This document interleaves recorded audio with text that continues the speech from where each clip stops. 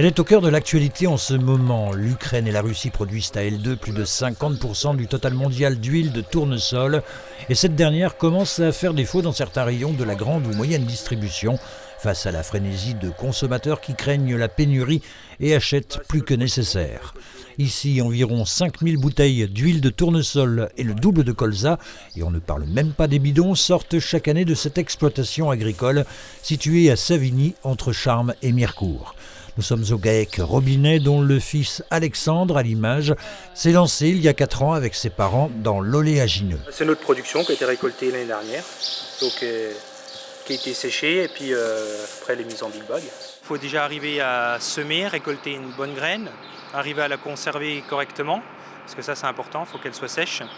Et puis après, il y a tout un process de pressage. On va dire qu'il faut prendre son temps. Ça reste une action mécanique, hein. L'huile n'est pas chauffée, il n'y a pas de solvant, c'est une simple action mécanique, une décantation et une filtration.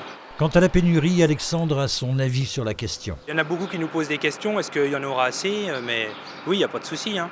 Aujourd'hui, la pénurie qu'il risque d'avoir, c'est parce que c'est des huiles industrielles qui viennent de l'étranger. La récolte de tournesol s'effectue en septembre-octobre et en août pour ce qui concerne le colza.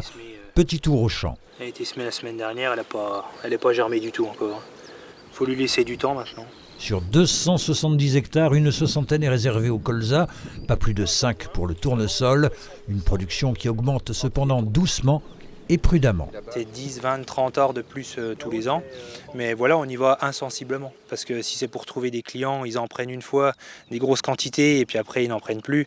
Moi, ça ne m'intéresse pas. Hausse du coût de l'énergie, prix qui grimpe en flèche. Pas sûr qu'Alexandre puisse maintenir les siens bien longtemps. Rien que la bouteille, l'étiquette, la bouteille et la capsule, on est à 20 centimes d'augmentation.